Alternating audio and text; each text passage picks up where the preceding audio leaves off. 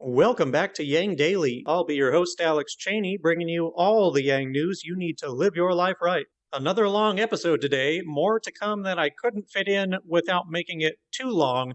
Let's get it done, and I'll get to work on the next one.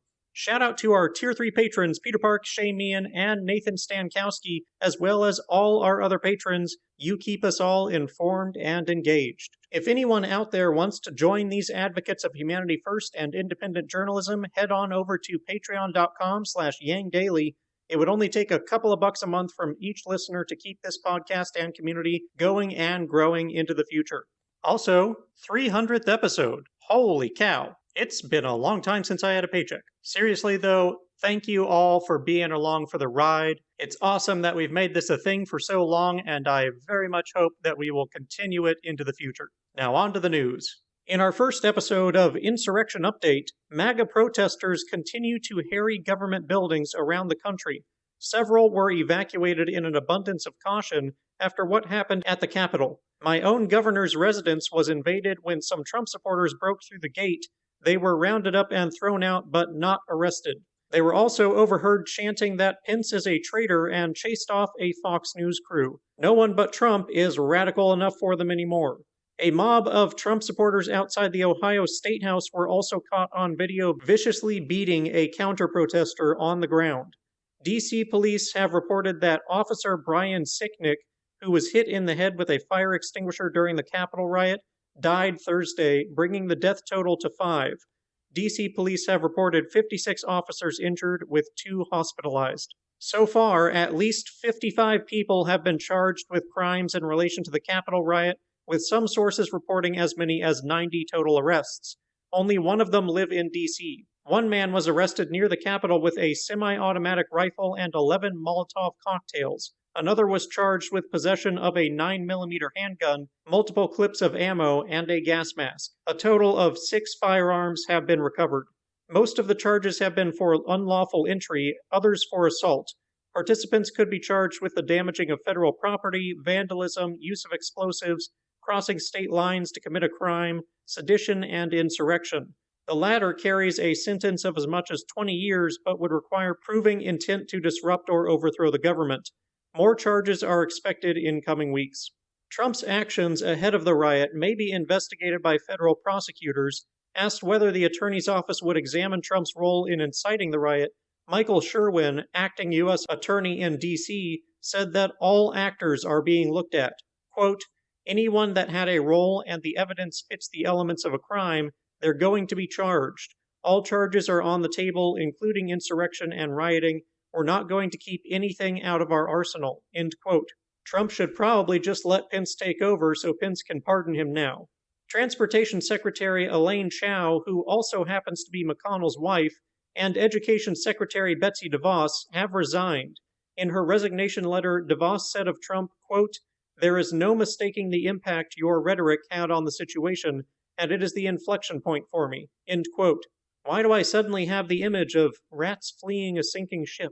Senate Sergeant-at-Arms Michael Stinger and the head of the U.S. Capitol Police have also resigned following threats of termination if they do not. Pelosi has threatened impeachment if Trump's cabinet do not remove him from office via the 25th Amendment. Even Bill Barr has come out to take a swing at Trump, saying, quote, orchestrating a mob to pressure Congress is inexcusable. The president's conduct yesterday was a betrayal of his office and supporters, end quote. I think they might be broken up for good. E-commerce company Shopify has removed online stores affiliated with Trump, saying his actions violated the company's policies on violence. Josh Hawley was upset to learn that Simon & Schuster had dropped the publication of his upcoming book, as they do not wish to be associated with an insurrectionist. Josh immediately threw a temper tantrum on Twitter, calling them Orwellian and claiming they infringed on his free speech, proving that he has never read Orwell and does not understand what free speech is, which is highly concerning for a legislator. Free speech guards against government censorship. It does not mandate that private companies broadcast your opinions. I guess I shouldn't be surprised that the neo-GOP has also endorsed the view that government should force private companies to amplify their messaging. The best Twitter response from this was Eric Haywood, who said, "This is not Orwellian at all. Orwell's work got published." Hawley also excused his sedition by saying he was representing his constituents. Not the way it works, Hawley. You take an oath to uphold the Constitution whether you meant it or not. That comes first. If your constituents want you to oppose democracy, you set them straight, not join them. Most people learn at a much younger age that you don't do something just because people tell you to. Perhaps the biggest fallout is that every big social media company locked Trump out of their service, at least temporarily, including Facebook, Twitter, Instagram, Snapchat, and Twitch. Facebook said the lock was for inciting violent insurrection against a democratically elected government. CEO Zuckerberg said, quote, "The shocking events of the last 24 hours clearly demonstrate that President Trump intends to use his remaining time in office to undermine the peaceful and lawful transition of power to his elected successor, Joe Biden. We believe the risks of allowing the president to continue to use our service during this period are simply too great." End quote.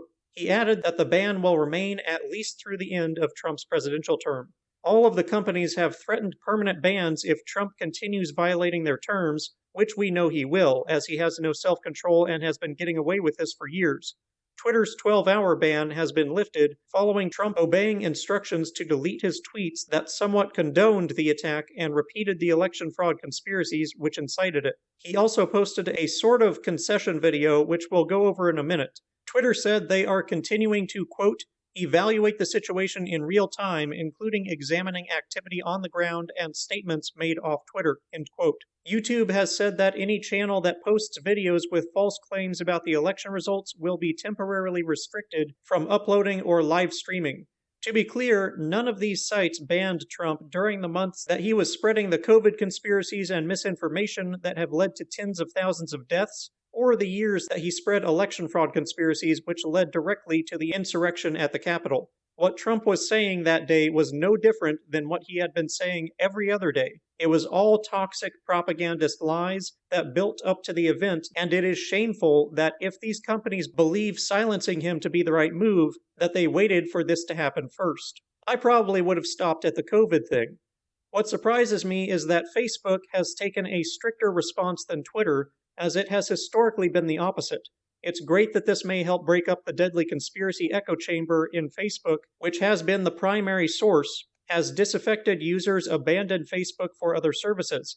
However, I can kind of understand why Twitter might not be going that route. I think their concern is where he goes if they boot him off of Twitter, and the answer is undoubtedly to a social media service that will not check his lies and violent rhetoric at all. Much of his flock would follow him. Obviously, this creates a financial incentive for Twitter to retain Trump on their platform, but I would argue it may also be a moral decision.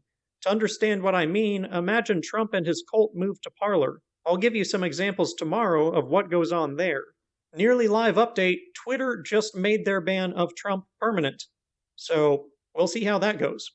As mentioned prior, Trump posted a video where he addressed the Capitol riot and sort of conceded the election. It's tough to say whether he panicked more about being taken off Twitter or being removed from office, but this is clearly his apology speech.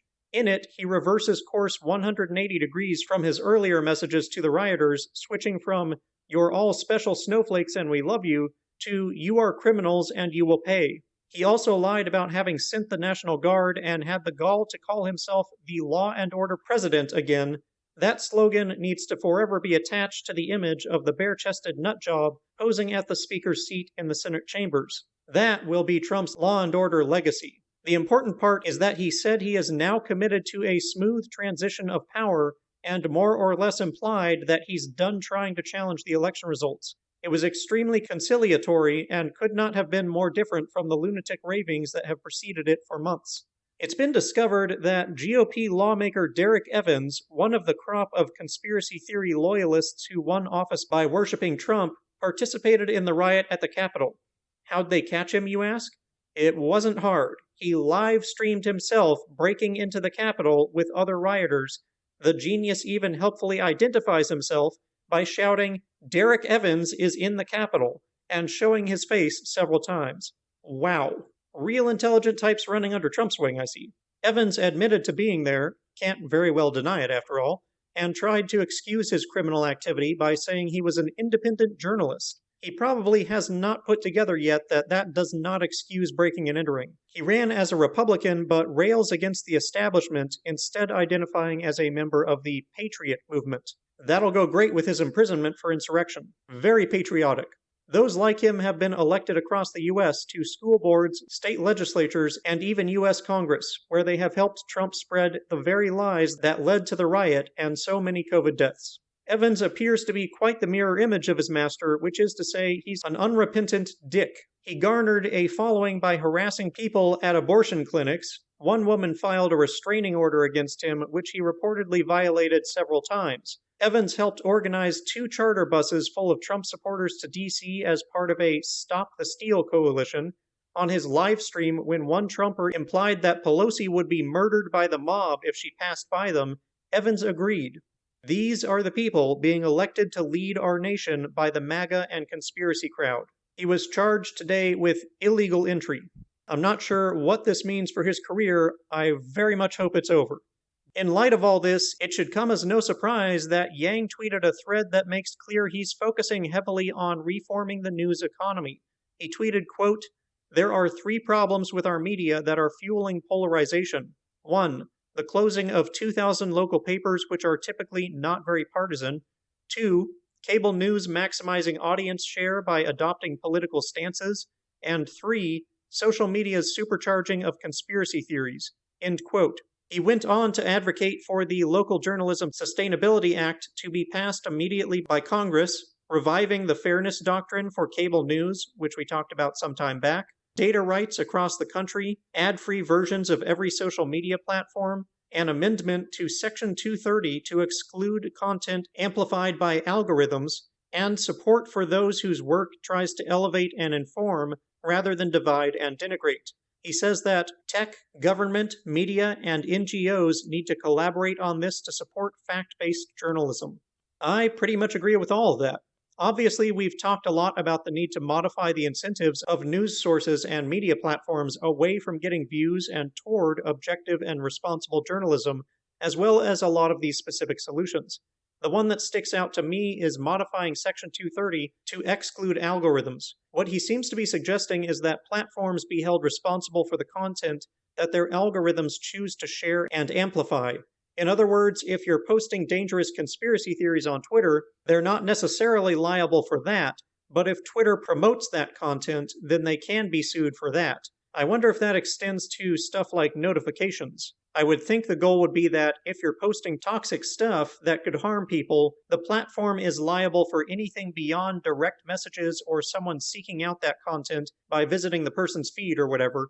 Might be a good idea, though certainly a tough proposition for social media companies to develop AI that can identify falsehoods to that extent. Things would inevitably slip through. I think it would have to be a fairly lenient law. On the bright side of things, Data for Progress put out a poll a few days ago that found 65% of Americans support a $2,000 emergency UBI for the duration of the pandemic.